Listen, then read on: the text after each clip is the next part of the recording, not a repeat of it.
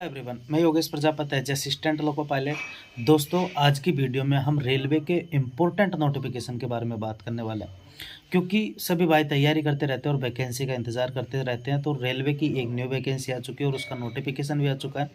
तो आज की वीडियो में हम नोटिफिकेशन के बारे में डिटेल से बात करने वाले हैं, किस चीज़ का नोटिफिकेशन है, और उसके बाद में हम बात करने वाले हैं फुल स्ट्रेटजी पर कि आपको इसकी पढ़ाई अभी से करनी और रेगुलर किस प्रकार से अपनी प्रिपरेशन को लेकर चलना है, ताकि आप अपनी बेरोजगारी को दूर कर सकें, ताकि आप अपना सिलेक्शन सुनिश्चित कर सकें।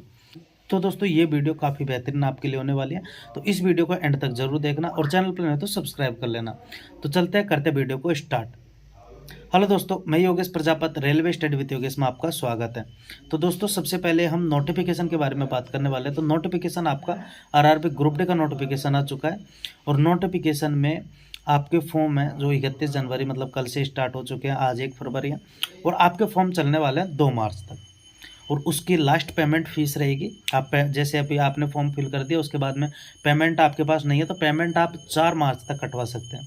जैसे अगर आप फॉर्म में कोई गलती है तो उसके बाद में खुलती है करेक्शन विंडो, वो आपकी 5 मार्च से लेकर 14 मार्च तक रहेगी। तो आप इसमें करेक्शन कर सकते हैं।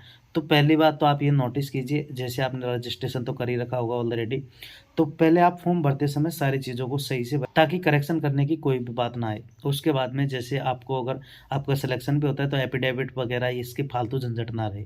तो इस वजह से फॉर्म अगर आप सही भरेंगे तो उसमें कोई दिक्कत आपको देखने को नहीं मिलेगी। और अब हम बात कर लेते हैं स्ट्रेटेजी पर, क्योंकि स्ट्रेटेजी ही एक इम्पोर्टेंट चीज़ है अगर आप सिलेक्शन निकालना चाहते हैं। तो स्ट्रेटेजी आपके लिए काफ़ी ज़्यादा मायने रखती है अपनी तैयारी के लिए। तो दोस्तों, इसमें आती हैं 4 सब्जेक्ट। इसमें आती है आपकी मैथ, रीजनिंग, जीके और साइंस। 4 सब्जेक्ट पूछी जाती है। इसमें आपके मैथ और रीजनिंग को किस प्रकार से पढ़ना है ये चीज़ें मैं बता देता हूँ। पहले रीजनिंग के आप अगर रेगुलर मॉक लगा लेते हैं, सेक्शनल मॉक पर डे का 1 मॉक लगा लेते हैं, तो आपकी 1 से 1.5 महीने में रीजनिंग काफ़ी अच्छी हो जाएगी। रीजनिंग में कोई आपका कन्फ्यूजन, कोई डाउट आपका नहीं बचेगा। उसके बाद में बात कर लेते हैं मैथ के बारे में। मैथ में आपको पर्सनल एक गाइड मतलब बुक लेनी है, कोई सी भी आप ले सकते हैं, प्रीवियस ईयर क्वेश्चंस वाली बुक होनी चाहिए। अब उसके बाद में फिर आप पर डे का मतलब चैप्टर उठाइए। जैसे आपने परसेंटेज उठाया, परसेंटेज की पहले आपने क्लास ली, फिर उसके बाद में बुक से आपने प्रैक्टिस की। तो इस प्रकार से आपको क्रम वाइज चलना है। परसेंटेज आपने कर ली, प्रॉफिट लॉस कर लिया, फिर उसके बाद में सिंपल इंटरेस्ट है, कंपाउंड इंटरेस्ट है। अब ये जैसे आपने कंप्लीट किया, उसके बाद में इनके मॉक टेस्ट भी लगा लीजिए आप। टेक्स्ट बुक पे चैप्टर मॉक टेस्ट भी आपको मिल जाएंगे, और टेक्स्ट बुक का सब्सक्रिप्शन अगर आपने नहीं लिया है तो सब्सक्रिप्शन भी ले लीजिए। क्योंकि आप जैसे पढ़ेंगे उसके बाद में आपको ये पता लगाना पड़ेगा कि आपका कितना चैप्टर क्लियर है। वो चैप्टर आपने जो पढ़ लिया वो कितना क्लियर है, तो वो पता चलेगा आपको चैप्टर मॉक टेस्ट से। तो चैप्टर मॉक टेस्ट भी लगाना काफ़ी अच्छी बात है। और आप अगर जितना मॉक टेस्ट देते हो उतनी आपकी हैबिट भी बन जाती है मॉक टेस्ट देने की। उससे जैसे आप लगातार मॉक टेस्ट देंगे तो आपकी स्पीड भी काफ़ी अच्छी खासी बन जाएगी। तो इस वजह से मॉक टेस्ट आप रेगुलर लगाइए। रीजनिंग का एक सेक्शनल हो गया, मैथ का अगर आपकी क्लियर है तो सेक्शनल मॉक लगाइए, क्लियर नहीं है तो चैप्टर पढ़िए और चैप्टर मॉक लगाइए।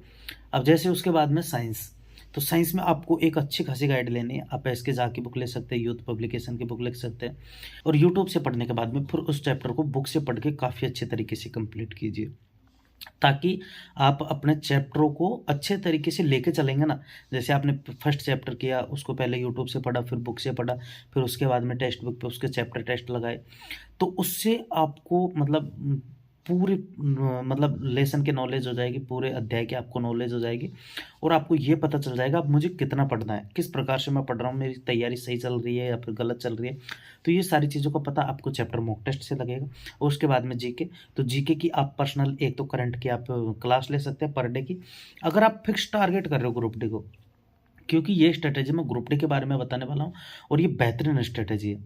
एक क्लास आपको करंट की लेके चलनी पड़ेगी, फिर उसके बाद में जैसे आप हिस्ट्री पढ़ रहे हो या फिर ज्योग्राफी है, इकोनॉमिक है, पॉलिटिकल है, स्ट्रेटेजिक है, तो उसकी एक कोई सी भी गाइड आप ले सकते हो। जैसे यूथ पब्लिकेशन की आप ले सकते हो, और उसके बाद में किरण पब्लिकेशन की ले सकते हो, पिनेकल की आप ले सकते हो, या फिर लुसेंट आप ले सकते हो। कोई सी भी ले लीजिए, उसको अच्छे तरीके से पढ़ लीजिए 15 से 20 बार। और आपके पास अभी काफ़ी टाइम है, तो आप अगर ईजिली पढ़ना चाहते हो तो आराम से सारी चीज़ें कवर कर सकते हैं। और ये आपके ऊपर डिपेंड है। और जैसे आपका 50% सिलेबस के आसपास कंप्लीट हो जाए, आप फुल मॉक टेस्ट देना स्टार्ट कर दीजिए। और जो आपका चैप्टर ज़्यादा वीक है, जैसे आपकी साइंस ज़्यादा वीक है, तो साइंस को एक बार अच्छे तरीके से पढ़ के उसके बाद में उसके सेक्शनल मॉक टेस्ट और चैप्टर मॉक टेस्ट दोनों लगाना स्टार्ट कर दीजिए, ताकि आपकी साइंस में जैसे आप ज़्यादा पढ़ेंगे उस चीज़ को, तो वो ऑटोमेटिकली आपकी काफ़ी ज़्यादा इम्प्रूव हो जाएगी और काफ़ी ज़्यादा आप उसमें स्कोर भी करने लग जाएंगे। तो दोस्तों इन सारी चीज़ों को अपने माइंड में याद रखिए, और इसी प्रकार से अगर आप अभी से अपनी तैयारी को लेकर चलते हैं तो ही आप एग्ज़ाम निकाल सकते हैं। क्योंकि लास्ट टाइम पे जैसे अगर आपका नोटिफिकेशन आएगा उसके बाद में आप तैयारी करने बैठोगे तो कोई फ़ायदा नहीं मेरे भाई, क्योंकि सिलेबस काफ़ी लंबा चौड़ा है और एक से बड़े एक धुरंधर है। आप सभी को पता है एग्ज़ाम देते हैं, बहुत सारे स्टूडेंट हैं जो पहले पढ़ रहे हैं। अब जैसे अभी ग्रुप डी की एग्ज़ाम लग रही है, अब ग्रुप डी के एग्ज़ाम में दिया कोई भाई 2 नंबर से रहेगा, 3 नंबर से रहेगा, तो उनको पीछे करने के लिए आपको अपनी तैयारी को बेहतरीन बनानी पड़ेगी। और बेहतरीन आपकी तैयारी तभी हो सकती है जब आप अभी से ही अपना टाइम टेबल, अपना रूटीन सेट कीजिए। कम से कम टाइम टेबल में आपका पढ़ने का टाइम 8 से 10 घंटे कम से कम होना चाहिए, क्योंकि कंपटीशन भी इतना हाई है। तो आप 5-5, 6-6 घंटे पढ़ के एग्ज़ाम नहीं निकाल सकते। अगर आप ब्रिलियंट है तो वो अलग बात है, लेकिन आपको 8 से 10 घंटे की पढ़ने की ज़रूरत है, और आप अपना रूटीन उसी प्रकार से सेटअप कीजिए। और जो मैंने बताया जीके में आप कोई सी भी बुक ले लीजिए, करंट अफेयर की क्लास पर डे चलेगी। उसके बाद में आप पर डे का जैसे आपने हिस्ट्री 1 महीने में ख़त्म कर ली, उसके बाद में ज्योग्राफी स्टार्ट कर दो, पॉलिटिकल स्टार्ट कर दो। धीरे धीरे एक बार में नहीं है कि जैसे जीके में आप एक चैप्टर हिस्ट्री का पढ़ रहे हो, एक पॉलिटिकल का पढ़ रहे हो, इतना नहीं हो पाएगा। तो इस वजह से पहले आप हिस्ट्री को 1 महीने में आप आराम से कवर कर सकते हो, तो 1 महीने हिस्ट्री पढ़ लीजिए। फिर उसके बाद में हिस्ट्री का 10-15-20 मिनट रोजाना का रिवाइज, और उसके बाद में ज्योग्राफी स्टार्ट कर देना। और साइंस का मतलब 2 दिन में 1 चैप्टर तो कम से कम कवर होगा, 2 दिन में नहीं तो 3 दिन में कवर होगा। तो इस प्रकार से सीक्वेंस वाइज आप चलते चलिए। बुक को अच्छे तरीके से कंप्लीट कीजिए, बुक को लपेटिए, नोट्सों में कुछ नहीं रखा भाई।